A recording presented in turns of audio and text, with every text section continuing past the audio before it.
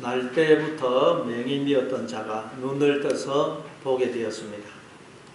그동안 전혀 보지 못하다가 보게 되었으니 얼마나 기쁘고 놀랍고 감격스러웠겠습니까?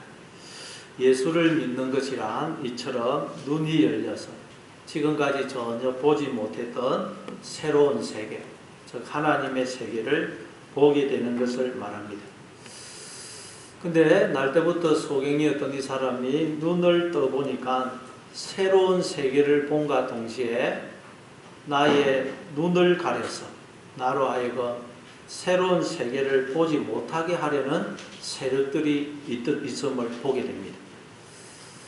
평소에 이 사람을 알던 사람들은, 이 사람을 알고 있던 주변의 사람들은 그가 눈을 뜬 것에 대해서 기뻐하고 축하해 주는 것이 아니고 예수님이 안식일에 이 사람의 눈을 뜨게 해준 것 때문에 야, 안식일에 병자를 고쳐주다니 이거 문제가 심각하다. 그래서 이 사람을 데리고 바리새인에게 옵니다. 그래서 바리새인이 이 사람을 신문하는데 뜻대로 안 되니까 이제 그의 부모를 불러서 신문하죠. 그래서 부모는 어떻게 대답을 했습니까? 이 사람이 우리 아들인 것과 맹인으로 난 것이 맞습니다. 그러나 지금 어떻게 해서 보게 된 것인지, 누가 저의 눈을 뜨게 해준 것인지는 모릅니다. 그러죠. 근데 뒤에 보니까 이들이 왜 이렇게 대답을 했다고 그럽니까? 출교를 당할까봐 두려워서 이렇게 대답을 했다는 것입니다. 그러니까 지금 눈을 뜬 이 사람 외에 모든 사람들이 다 두려움에 사로잡혀 있는 것입니다. 왜 그렇다고요? 소경으로 보아야 할 것을 보지 못하기 때문입니다. 마찬가지로 우리에게 두려움이 있는 이유도 우리가 하나님을 보지 못하기 때문입니다. 하나님이 안 보이면 인간은 이 세상에 홀로 내던져진 존재와 같습니다. 그래서 마틴 하이데거라는 철학자는 인간은 이 세상에 내동댕이 쳐진 존재다. 그런 말을 했습니다. 이걸 인간의 피투성이다. 여러분, 하나님이 없으면 그게 맞는 말이에요. 그래서 두려운 것입니다. 그래서 성경에 보면 하나님이 계속해서 우리에게 두려워하지 말아라 그러시면서 뭐라 그래요? 내가 너와 함께함이니라 그러십니다. 자, 어쨌든 뜻대로 안 되니까 이번에는 바리새인들이 두 번째로 또 눈을 뜬 사람을 소환합니다. 이렇게 하는 이유가 뭡니까? 계속 사람을 소환해요. 진실을 알기 위해서일까요? 아닙니다. 자기들의 주장을 관철시키기 위해서예요. 즉 예수라는 자가 눈을 뜨게 한 것이 아니라고 말하도록 하기 위해서입니다. 자, 우리 한번 24절을 읽어보겠습니다. 24절 오늘 보면 24절을 읽습니다. 시작. 이에 그들이 맹인이었던 사람을 두 번째 불러 이르되 너는 하나님께 영광을 돌리라. 우리는 이 사람이 죄인인 줄 아노라. 바리새인이 눈을 뜬 사람에게 너는 하나님께 영광을 돌리라 그래요. 참 좋은 말이죠. 그럼 이 사람 입장으로서는 어떻게 하는 것이 하나님께 영광을 돌리는 것입니까? 예수라는 분이, 즉 하나님이 저를 찾아오셔서 저의 눈을 뜨게 해 주었습니다. 이러는 것이 하나님께 영광을 돌리는 것 아닙니까? 그런데 바리새인들은 어떻게 하는 것이 하나님께 영광을 돌리는 것이라고 지금 말하고 있는 셈이죠. 예수라는 자가 내 눈을 뜨게 해준 것이 아니다. 나는 원래부터 소경이 아니었다. 이러는 것이 하나님께 영광을 돌리는 셈이라고 이들은 말하는 것입니다. 그러나 이건 여러분 하나님의 영광이 아니고 자기의 영광을 구하는 것이죠. 그러니까 여러분 우리가 왜 이 바리새인들처럼 진실을 믿지 않으려고 하느냐? 왜 인간들이 하나님의 말씀을 믿지 않으려고 하느냐? 그 이유는 하나예요. 내 영광을 구하고 싶었습니다. 그럼 하나님 말씀을 믿지 않습니다. 성경은 전부 하나님의 영광에 대해서 말씀을 하고 있어요. 그래서 하나님의 영광을 구하려고 하는 사람은 하나님의 말씀이 다 믿어집니다. 그러나 내 영광을 구하려는 데 관심이 있는 사람은 하나님의 말씀이 안 믿어집니다. 믿기 싫습니다. 그래서 눈을 뜬 사람이 어떻게 대답을 합니까? 25절 자, 우리 한번 또 25절을 읽어보겠어요. 같이 읽습니다. 시작. 대답하되 그가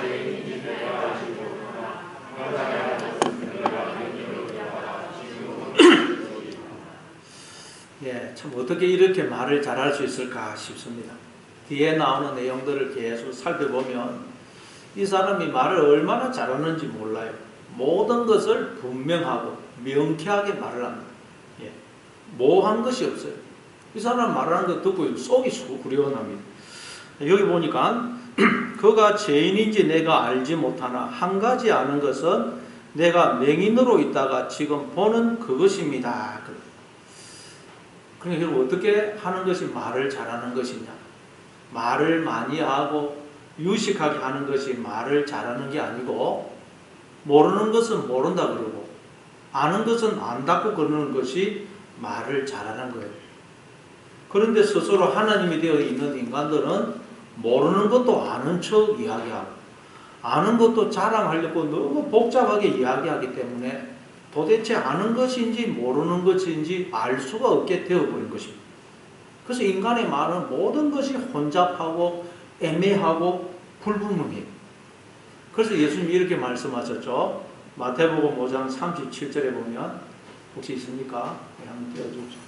예, 같이 읽습니다. 시작. 오직 너희 말은 옳다 옳다 아니라 아니라 하라. 이에 지나는 것은 악으로부터 나뉩니다. 예, 이게 무슨 말이냐? 하나님이 맞다 그러면 우리도 예 맞습니다 그러고 하나님이 그건 아니다 그러면 우리도 하나님의 입이 되어서 그건 아닙니다 그러는 거예요. 이에서 지나는 것은 악으로부터 난다는 거예요. 이에서 지나는 것은 자기가 하나님이 되려고 하는 그 죄에서 나온다는 거예요. 그럼 여러분은 아는 것은 안다, 모르는 것은 모른다 그렇게 대답하시기 바랍니다. 그래서 신앙생활을 하다 보면 여러분 네 마디 말만 잘하면 돼요. 네 마디 말만. 예, 아닙니다. 감사합니다. 죄송합니다. 이 네 마디 말만 잘하면 여러분 말 잘하는 거예요. 딴 말 필요 없어요. 예, 아닙니다. 감사합니다. 죄송합니다. 그럼 여러분 우리가 아는 건 무엇이고 모르는 건 뭐죠? 우리가 아는 건 뭐고 모르는 건 뭐죠? 우리는 이 사람이 말하는 것처럼 하나님이 어떤 분이신지 잘 몰라요. 하나님이 어떻게 일하시는지도 잘 모릅니다. 욥기서 11장 7절입니다. 욥기서 11장 7절 같이 읽습니다. 시작. 내가 하나님의 오묘함을 어찌 능히 청량하며 전능자를 어찌 능히 온전히 알겠느냐. 우리는 전능자를 잘 모릅니다. 하나님은 눈에 보이지도 않고 잘 몰라요. 또 로마서 11장 33절 34절입니다. 같이 읽습니다. 시작. 깊도다 하나님의 지혜와 지식에 부유하며 그의 판단은 헤아리지 못할 것이며 그의 길은 찾지 못할 것이로다. 누가 주의 마음을 알았느냐? 누가 그의 모사가 되었느냐? 예, 우리는 하나님의 지혜와 지식과 판단을 잘 알지 못합니다. 그의 길도 몰라요. 하나님이 우리의 인생을 어떻게 인도하시는지 우리는 모릅니다. 즉 우리는 내일 일을 알지 못하고 또 지금 나에게 주어진 이 고난과 어려움이 왜 주어졌으며 어떤 의미가 있는지 몰라요. 하나님이 지금 코로나를 줘가지고 우리의 일상의 삶을 제약하고 예배 드리는 것도 힘들어졌는데 왜 이런 일을 허락하셨는지 우리는 잘 모릅니다. 자, 그럼 우리가 아는 한 가지 사실은 뭐죠? 한 가지 사실을 알게 되었어요. 그건 뭐죠? 하나님이 나를 이곳에 보내셨고 하나님이 나와 함께 하신다는 사실이에요. 이것만 우리는 압니다. 하나님이 모든 것을 합력하여 선을 이루신다는 이 사실 한 가지는 우리가 이제 눈을 떠서 보게 되고 알게 된 것입니다. 그래서 욥기서 23장 19절에 보면 내가 가는 길을 오직 그가 아시나니 그가 나를 단련하신 후에는 내가 정금같이 나으리라. 여러분 우리가 가는 길 우리는 모릅니다. 내가 가는 길을 오직 그가 하나님만 아시는 거예요. 우리 인생길 우리는 모릅니다. 그런데 한 가지 분명히 아는 사실은 하나님이 나를 단련하신 후에는 즉 하나님이 인도하시는 우리가 인생길을 가고 나면 우리가 정금 같은 존재로 나올 것이라는 사실입니다.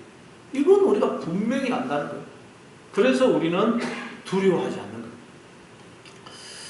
전에도 말씀드린 적이 있는데 산다는 것이 황홀하다 라는 제목의 책을 쓴 다하라 요네코라는 여사가 있습니다.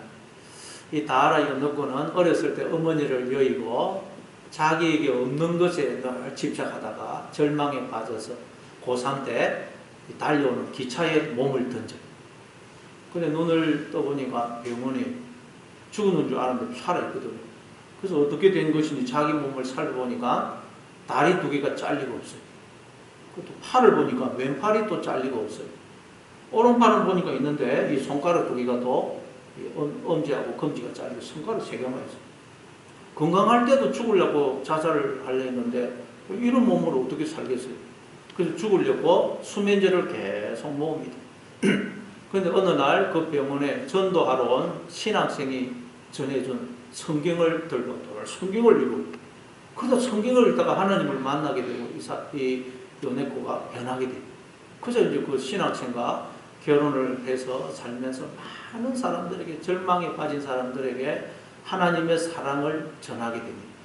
그랬더니 요네코 여사가 눈이 열려서 이렇게 고백을 합니다. 전에는 없는 것만 쳐다봤는데 자기에게 하나님 내게는 이것도 없고 저것도 없다 늘 그랬는데 눈이 열리고 보니까 하나님 저한테는 손가락이 3개나 있네요. 그래서 제목이 산다는 것이 황홀하다라는 제목의 책을 씁니다. 눈이 열리니까 하나님이 나에게 주신 것들 은혜로 주신 것들이 보이더라고요. 손가락이 3개나 있네요. 여러분은 산다는 것이 황홀하십니까? 황홀 안 하십니까? 어떻게 하면 황홀할까요? 내가 지금 원하는 것이 이루어지면 산다는 것이 황홀해지겠어요? 돈을 좀 더 벌면 황홀해지겠습니까? 여러분 우리나라를 보십시오. 제가 어렸을 때만 해도 늘 귀에 들리는 게 잘 살아보세요. 잘 살아보세요. 그러면서 물질적으로 부유해지면 그게 잘 사는 것이고 행복할 줄 알았어요. 1인당 국민소득 1만 불만 넘으면 그냥 막 행복이 도래할 줄 생각했습니다. 근데 지금 우리나라 얼마나 잘 살게 되었습니까? 1인당 국민소득이 3만 불이 넘었어요. 그렇게 우리가 오매불망 바라던 선진국에 우리가 지금 거의 들어서게 되었어요. 그럼 지금 보십시오. 행복합니까? 아무도 행복한 사람이 없어요. 모두 다 불만이 가득해요. 보니까 곳곳에서 불만과 탄식과 아우성이 넘쳐나고 있어요. 왜 그럴까요? 소경이라 보아야 할 것을 보지 못하고 있기 때문에 하나님을 보지 못하고 하나님이 우리에게 은혜로 주신 것들을 보지 못하기 때문이에요. 그러니까 아무도 행복한 사람이 없어요. 그러나 눈이 열려서 우리가 하나님과 하나님이 우리에게 은혜로 주신 것들을 보게 되면 우리는 여러분 산다는 것이 정말 이 요네코 여자처럼 황홀하게 돼요. 남편이 아내가 자녀가 하나님이 나에게 주신 놀라운 선물임을 알게 되고 또 하나님이 나에게 자신을 선물로 주신 것을 알게 됩니다. 그러면 우리는 사는 것이 황홀해지는 것입니다. 그래서 이 소경만 지금 보면 두려움이 없고 비겁함이 없고 구참이 없는 거예요. 말이 분명한 거예요. 왜? 보기 때문에. 우리 한번 26절, 27절을 한번 읽어보겠어요. 26절, 27절 같이 읽습니다. 시작. 그들이 이르되 그 사람이 내게 무엇을 하였느냐? 어떻게 내 눈을 뜨게 하였느냐? 대답하되 내가 이미 일렀으되 듣지 아니하고 어찌하여 다시 듣고자 하나이까? 당신들도 그의 제자가 되려 하나이까? 바리새인들이 같은 질문을 또 해요. 그러자 눈을 뜬 사람이 아니 내가 이미 대답을 했는데 왜 똑같은 질문을 또 합니까? 당신들도 예수라는 분의 제자가 되고 싶어서 그렇게 그분에게 관심이 많은 것입니까? 하고 말합니다. 지금 바리새인들이 눈을 뜬 사람을 부른 것은 지금 안식일 문제 때문에 안식일을 어겼거든요. 안식일에는 눈을 뜨면 안 돼요. 그래서 안식일을 어긴 것 때문에 불러서 이 사람을 출교하느냐 그렇지 않느냐를 지금 논하기 위해서 부른 거예요. 그러니 이 사람 입장에서 얼마나 두렵고 긴장이 되고 간이 조마조마하겠어요. 그런데도 이 사람은 전혀 두려움이 없어요. 담대합니다. 왜냐하면 눈을 떠서 보기 때문에. 여러분도 눈을 떠서 나와 함께 하시는 하나님을 보심으로 어떤 일을 만나든 어떤 상황에 처하든 담대하시는 여러분 되시기를 바랍니다. 자, 이 사람이 이렇게 말하니까 바리새인들이 어떤 반응을 보이느냐. 또 우리 28절, 29절. 28절, 29절 같이 읽습니다. 시작. 그들이 욕하여 이르되 너는 그의 제자이나 우리는 모세의 제자라.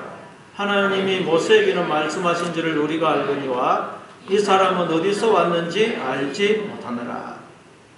그러니까 바리새인들이 이 사람을 욕을 합니다. 욕을. 왜 욕을 합니까? 자기들 뜻대로, 자기들이 세운 각본대로 이 사람이 안 움직여 주거든요. 그럼 우리도 누군가에 욕을 할 때가 있죠. 왜 욕을 합니까? 내 뜻대로, 내 각본대로 그 사람이 안 움직여주기 때문에 욕을 하는 거예요. 다시 말해 내가 대장 노릇하고 싶고, 내가 주장하고 싶고, 내가 하나님 노릇하고 싶은데 그게 안 되니까 욕을 하는 거예요. 즉 소경이기 때문에 욕을 하는 거예요. 소경이기 때문에. 그러나 눈을 떠서 하나님이 나와 함께 하시는 것을 보게 되면 욕이 사라져요. 욕이.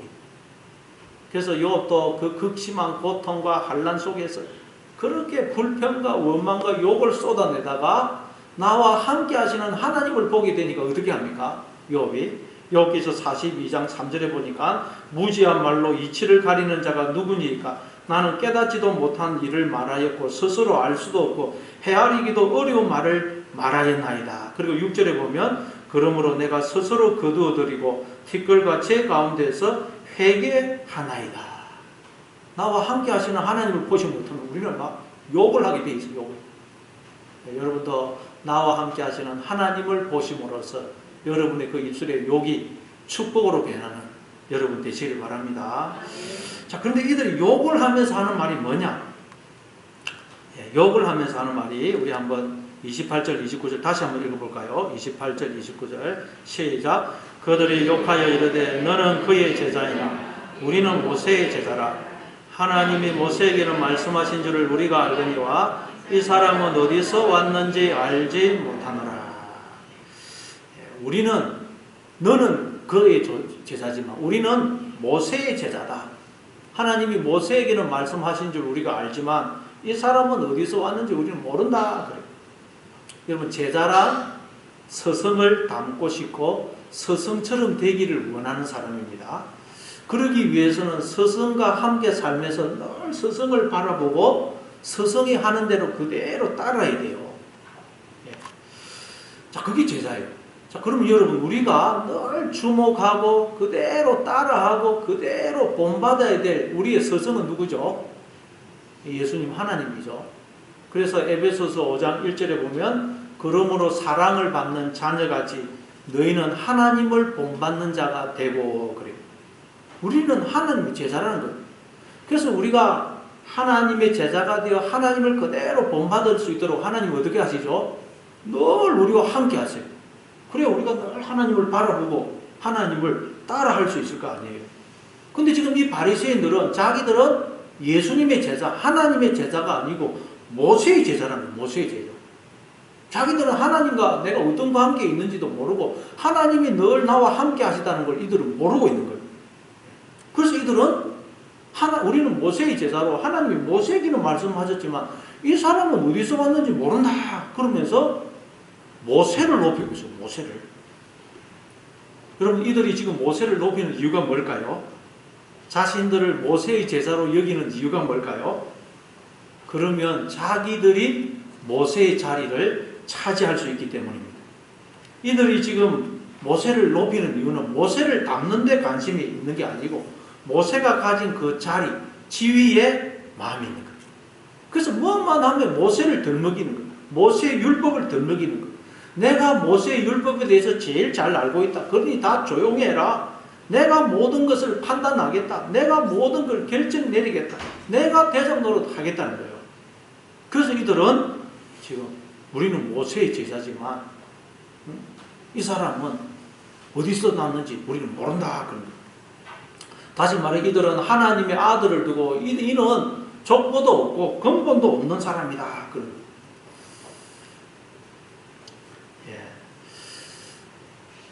우리도 하나님의 제자가 안 되면 다 이렇게 모세의 자리, 심판자의 자리에 앉아서 모든 것을 내가 판단하게 됩니다. 심판하게 됩니다. 저 사람은 틀려서 저 사람은 희망이 없는 자야. 저 사람은 안 돼. 저 사람은 근본도 족보도 없는 사람이야. 저 사람은 뭔가 모자라는 사람이야. 그렇게 내가 판단하게 돼요. 우리가 하나님의 제자가 아니고 모세의 제자, 사람의 제자가 되면 내가 심판자의 자리에 앉아서 모든 것을 판단하게 된다. 근데 여러분, 이런 잘못을 우리 예수 믿는 사람들이 잘 저지릅니다. 왜냐하면 우리는 성경이 주어지거든요. 성경. 이 성경을 가지고 자꾸 판단해요. 근데 이 성경은 하나님을 닮으라고 준 것이지 이걸 가지고 누구 판단하라고 준 게 아닙니다. 자, 그러니까 눈을 뜬 사람이 무슨 대답을 하느냐. 우리 한번 30절을 읽어보겠어요. 30절 같이 읽습니다. 시작. 그 사람이 대답하여 이르되 이상하다. 이 사람이 내 눈을 뜨게 하였으되 당신들은 그가 어디서 왔는지 알지 못하는도다. 지금도 마찬가지이지만 이 당시에는 더더구나 태어날 때부터 맹인이었던 자가 눈을 뜬 적이 없어요. 그런 일은 한 번도 일어난 적이 없습니다. 자, 그런데 그런 일이 일어난 거예요. 태어날 때부터 맹인인 자가 눈을 뜬 일이 일어났어요. 그러면 성경을 잘 아는 바리새인들은 뭘 생각해야 되겠어요? 메시아를 생각해요. 메시아. 왜냐하면 구약 성경, 특별히 이사야서에 보면 앞으로 메시아가 오시면 맹인의 눈을 뜨게 해줄 것이다 라고 예언이 되어 있거든요. 그래서 감옥에 갇혀있던 이 세례요한도 예수님이 메시아가 맞는지 의심이 들어서 사람을 보내어서 오실 그이가 당신이 맞습니까? 아니면 우리가 다른 사람을 기다려야 됩니까? 그러니까 예수님이 그 이사야서의 말씀을 인용하시면서 이렇게 대답을 하시죠. 마태복음 11장 2절부터 5절입니다. 마태복음 11장 2절부터 5절 같이 읽습니다. 시작. 요한이 이거 없습니까? 마태복음 11장 2절부터 5절. 같이 읽습니다. 시작. 요한이 옥에서 그리스도께서 하신 일을 듣고 제자들을 보내어 예수께 여짜오되 오실 그이가 당신이 오니까 우리가 다른 일을 기다리오리까? 예수께서 대답하여 이르시되 너희가 가서 듣고 보는 것을 요한에게 알리되 맹인이 보며 못 걷는 사람이 걸으며 나병한 자가 깨끗함을 받으며 못 듣는 자가 들으며 죽은 자가 살아나며 가난한 자에게 복음이 전파된다 하라.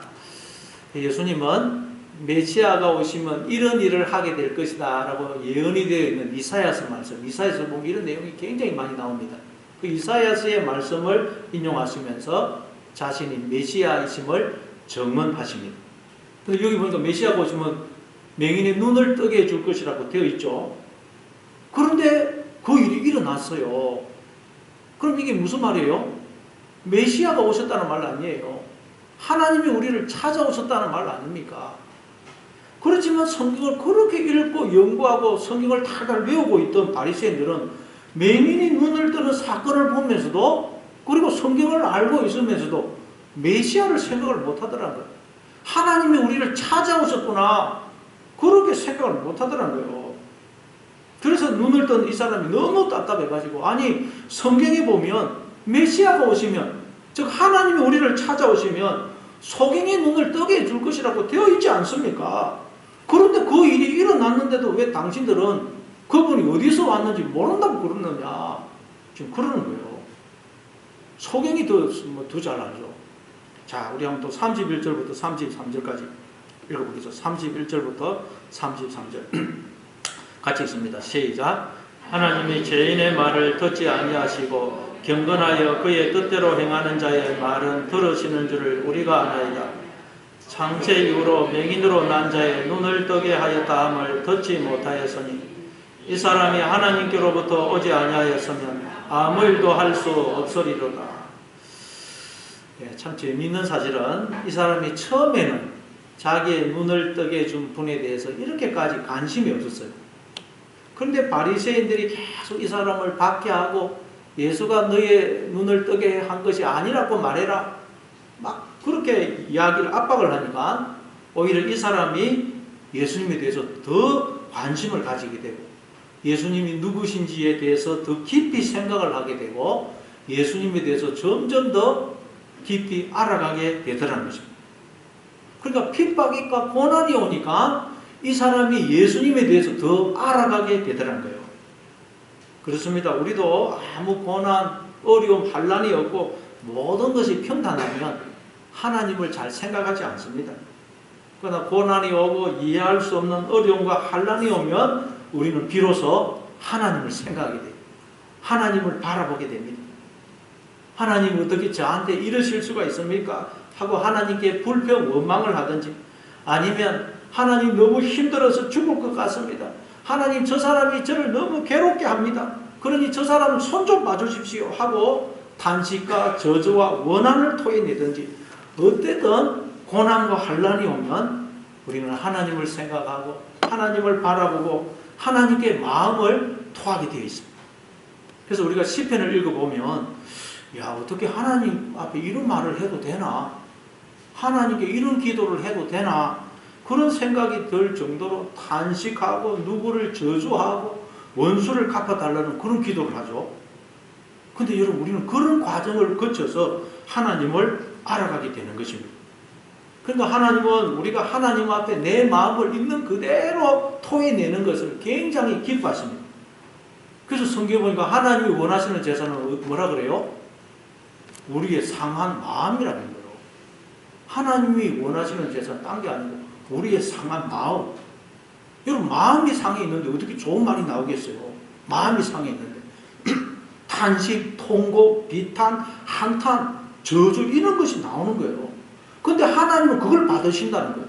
그걸 기뻐하신다는 거예요. 왜냐하면 우리가 하나님 앞에 마음을 토한다는 것은 하나님께 관심이 있다는 것이고 하나님을 바라보고 있다는 것이거든요. 그래서 사랑의 반대말은 미움이 아니고 무관심이다, 이런 말이죠. 그리고 우리말에도 미움정, 고운정 다르다 그러죠. 미움도 지나고 보니까 그게 정으로 바뀌더라고요. 하나님께 대한 미움도 하나님께 관심이 있다는 거예요. 하나님을 바라보고 있다는 거예요. 그래서 하나님은 우리가 하나님께 상한 마음을 토해내는 것을 기뻐하신다는 거예요. 하나님은 우리가 하나님한테 무관심한 걸 제일 싫어하세요. 나를 미워해도 좋으니 내 앞에 와서 너의 마음을 토해라. 토해라. 여자분들도 보면 가끔 남편분들에게 난 당신 미워 그러죠. 저희 집사람도 저한테 난 당신 미워 그럴 때가 있어요. 그럼 저는 기분이 나쁜 게 아니고 기분이 좋더라고요. 왜? 그건 아내가 저한테 관심이 있고 저만 바라본다는 그런 말이거든요. 그래서 하나님 우리 고난을 주시는 거예요. 너 나 좀 바라봐. 고난을 주시는 거예요. 그래서 그 고난을 통해서 우리는 하나님을 바라보게 되고 하나님을 생각하게 되고 하나님을 알아가게 되는 것입니다. 그래서 시편 119편 71절에도 보면 고난당한 것이 내게 유익이라 이로 말미암아 내가 주의 율례들을 배우게 되었다. 고난을 통해서 하나님을 알게 되었다는 거예요. 야고보 사도도 이렇게 말씀합니다. 야고보서 1장 2절 4절. 야고보서 1장 2절부터 4절입니다. 같이 읽습니다. 시작. 내 형제들아 너희가 여러 가지 시험을 당하거든 온전히 기쁘게 여기라. 이는 너희 믿음의 시련이 인내를 만들어내는 줄 너희가 아니라. 인내를 온전히 이루라. 이는 너희로 온전하고 고비하여 조금도 부족함이 없게 하려 함이라. 시험이 오면 어떻게 하라고 그래요? 온전히 기쁘게 여기라. 기쁘게. 하나님이 나로 하여금 하나님을 더 깊이 알도록 하기 위해서 나를 부르시거든요. 그래서 시험이 오면 기쁘게 여기라는 거예요. 여러분, 고난과 환난과 어려움이 심하면 심할수록 하나님이 나로 하여금 하나님이 더 깊이 하나님을 더 깊이 알도록 하시는구나. 하나님이 나를 특별 대우하시는구나 하고 생각하고 오히려 기뻐하고 감사하시는 여러분 되시기를 바랍니다. 이처럼 맹인이었던 사람이 바펜을 통해서 예수님에 대해서 점점 더 알아가게 되고 바리새인을 가르치게 돼요. 자, 그러자 어떤 일이 일어나느냐? 34절입니다. 34절 같이 읽습니다. 시작. 그들이 대답하여 이르되 내가 온전히 제 가운데서 나서 우리를 가르치느냐 하고 이에 쫓아내어 보내니라. 자, 유대인들은 이 태어날 때부터 맹인이었던 사람은 죄 때문에 맹인이었다고 생각했어요. 그리고 이 사람은 맹인이라 지금까지 구걸을 하면서 살아왔어요. 인간 구실을 못했습니다. 그런데 그런 자가 자기들을 가르치려고 그러니까 감히 너 따위가 우리를 가르치려고 해. 그러면서 분노하는 거예요. 이게 여러분 소경된 자의 특징입니다. 자기는 눈을 떠서 다 보고 알고 있기 때문에 누군가의 가르침을 받을 필요가 없다는 거예요. 그러나 여러분 진짜 눈을 뜬 사람은 누구를 통해서든 배우려고 해요. 배우려고. 누구를 통해서 배우려고 하느냐, 그걸 보면 저 사람이 눈을 뜬 사람이구나, 소경이구나 알 수가 있어요. 예수님은 공중의 새를 봐라, 들의 백합화를 봐라, 심지도 거두지도 길쌈도 안 하지만 하나님이 먹이시고 입히신다. 어린아이들이 내게 오는 것을 용납하고 금하지 말라 그랬었죠. 예수님은 공중의 새를 보면서도 들을 백합화를 보면서도 어린아이들을 보면서도 하나님의 은혜와 사랑을 배운 것입니다. 그러나 소경된 자는 배우려고 하지 않아요. 누가 가르치려고 하면 흥분합니다. 분노해요. 그래서 이 바리새인들이 소경이었다가 눈을 뜬 사람을 어떻게 해요? 쫓아내어 보내니라. 이 출교했다는 출교. 지난주에도 말씀드렸듯이 이 출교라는 것은 유대인들에게 있어서 사망 선고나 마찬가지로 있죠. 이 회원 등록에서 이름이 제해집니다. 법의 보호를 받지 못하고 상거래도 못하고 이웃과 교제도 못하고 죽으면 가족도 이 사람을 위해서 곡을 하면 안 됩니다. 그런데 이 사람이 출교를 당한 겁니다. 그러니까 이 사람은 예수님을 믿고 분명하게 신앙을 고백했더니 즉 믿음을 지켰더니 일이 술술 풀리고 얼음이 해결된 게 아니고 오히려 사망 선고를 당한 거예요. 살아갈 길이 막막하게 된 것입니다. 길이 보이지 않는 상황에 처하게 된 거예요. 자, 그때 또 어떤 일이 일어나느냐. 그러면 35절을 보겠습니다. 35절 있습니다. 시작. 예수께서 그들이 그 사람을 쫓아냈다 하는 말을 들으셨더니 그를 만나서 이르시되 내가 인자를 믿느냐. 출교를 당하면 아무도 이 사람을 찾아오지 않습니다. 상종을 안 해요. 근데 그때 예수님이 이 사람을 찾아왔어요. 얼마나 좋으신 예수님입니까? 찾아오셔서 뭐라고 말씀합니까? 네가 인자를 믿느냐. 인자라는 말은 사람의 아들이라는 말이에요. 사람의, 이게 어디서 나오죠? 다니엘서 7장 13절에 나오는 내용입니다. 다니엘서 7장 13절 있습니까? 같이 한번 읽어보겠습니다. 시작. 내가 또 밤 한상 중에 보니 인자 같은 이가 하늘 구름을 타고 와서 예적부터 항상 계신 이에게 나아가 그 앞으로 인도되매. 하나님이 앞으로 우리를 찾아오실 것인데 어떤 모습으로 찾아오시느냐. 인자 같은 이, 사람의 아들 같은 이로 우리를 찾아오실 것이라고 말씀해요.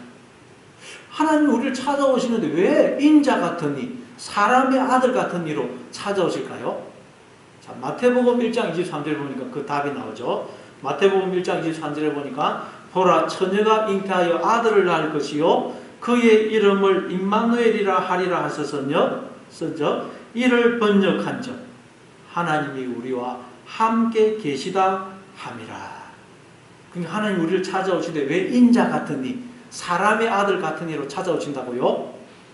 우리와 함께 하시기 위해서라는 거예요. 그래서 인자 같은 이로 오시나요? 그러니까 네가 인자를 믿느냐라는 말은 무슨 뜻이에요? 내가 언제나 너와 함께 하고 있다는 것을 너 믿느니? 라는 말씀인 거예요. 내가 늘 너와 함께 하고 있다는 걸 너 믿고 있니?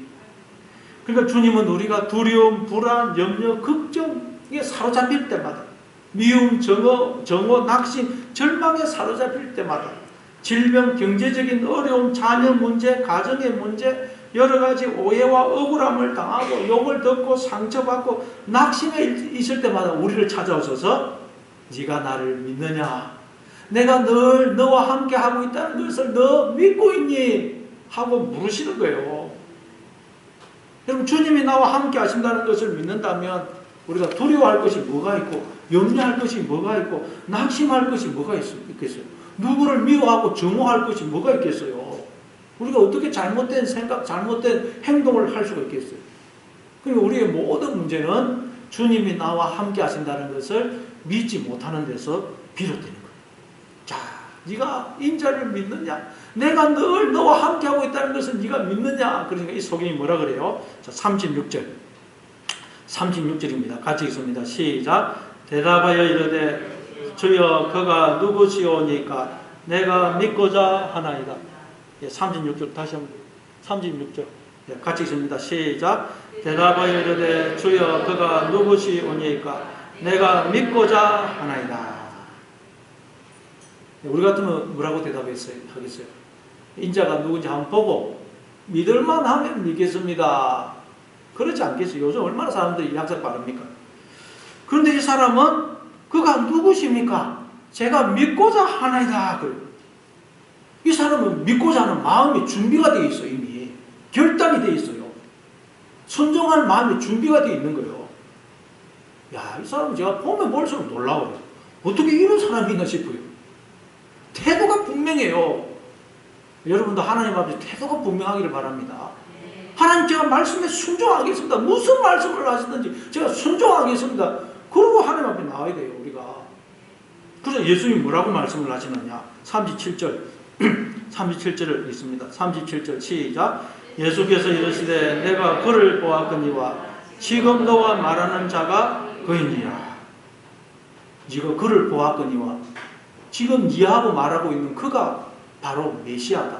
너를 찾아오신 하나님이다. 그래. 이 사람이 얼마나 놀랐겠어요.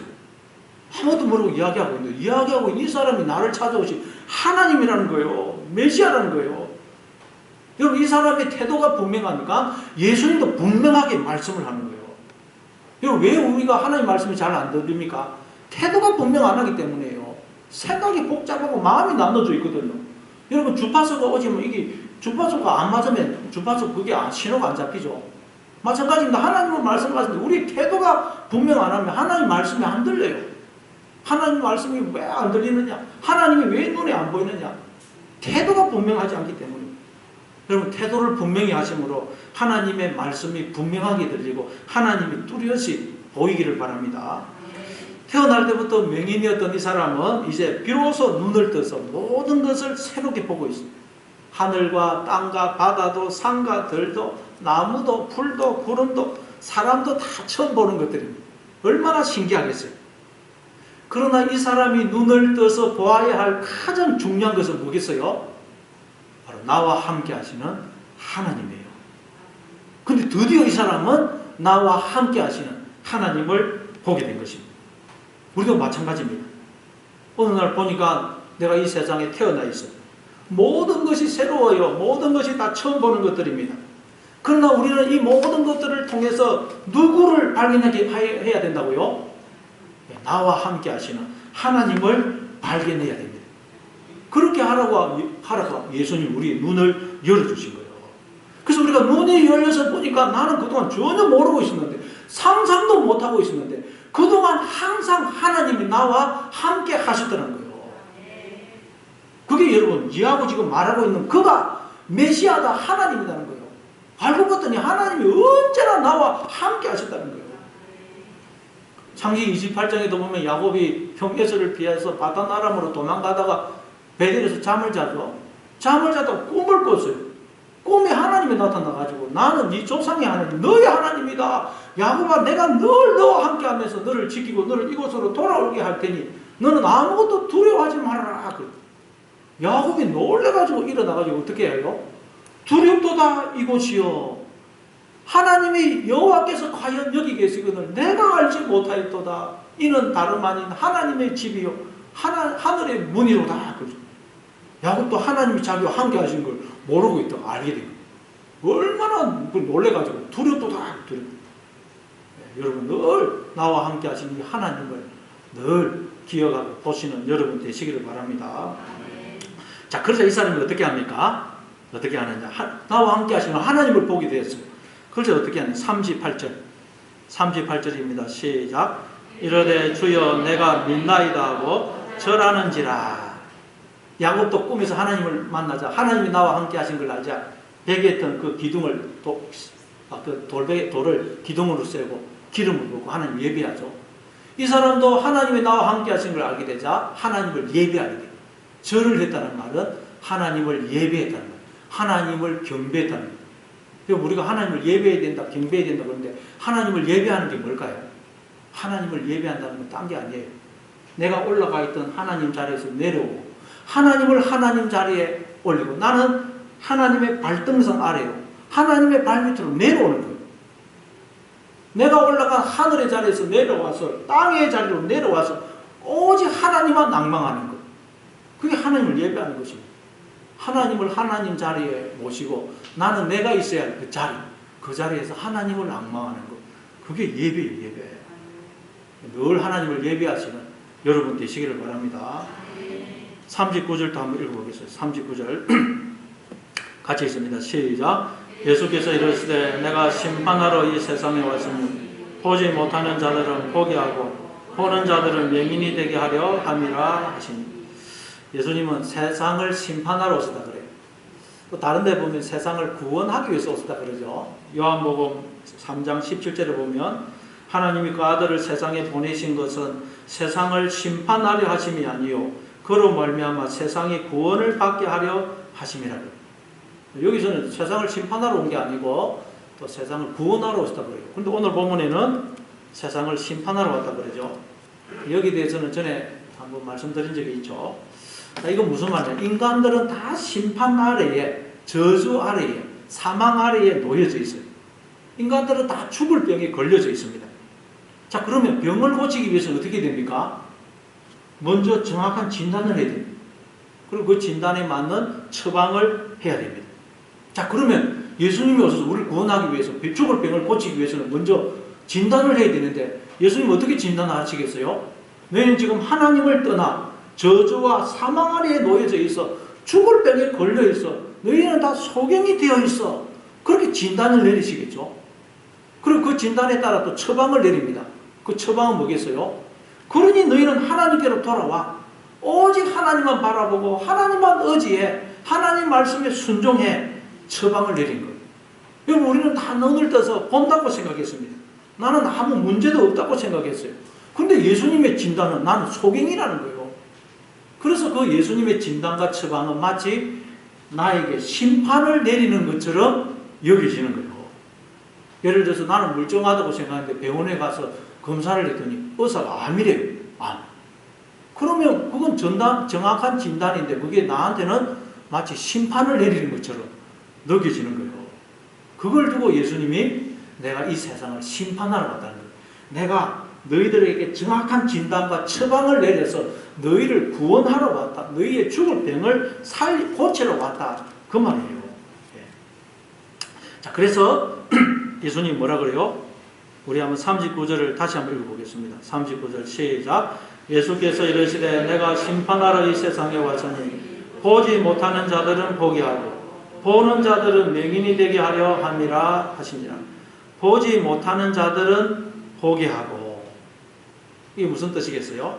예수님의 너는 지금 하나님을 떠나 소경이 되어 있어 라는 진단과 그러니 하나님께로 돌아와 오직 하나님만 믿고 의지해 하나님이 늘 나와 함께 하신다는 것을 늘 기억하며 살아 라는 처방을 받아들여서 순종하는 자는 눈을 뜨게 된다는 거예요. 보게 된다는 거예요. 그게 여러분 보지 못하는 자들은 보게 하고 그럼 또 보는 자들은 명인이 되게 하려 함이라. 이게 무슨 뜻이겠어요? 예수님의 그 진단과 처방을 받아들이지 않는 사람. 무슨 소리야? 나는 눈을 떠서 다 보고 있고 다 알고 있어. 그러는 사람은 영원히 소경으로 남게 된다는 거예요. 자, 우리 한번 40절 읽어보겠습니다. 40절. 40절 같이 있습니다. 시작. 바리새인 중에 예수와 함께 있던 자들이 이 말씀을 듣고 이르되 우리도 명인인가? 예수님이 나는 보지 못하는 자들은 보게 하고 보는 자들은 명인이 되게 하려 왔다. 그러니까 바리새인들이 그러면 우리가 지금 눈을 떠서 이렇게 보고 있는데 우리도 명인이란 말인가? 그러면서 예수님의 말을 빈정대고 비웃는 거예요. 예, 비웃어요.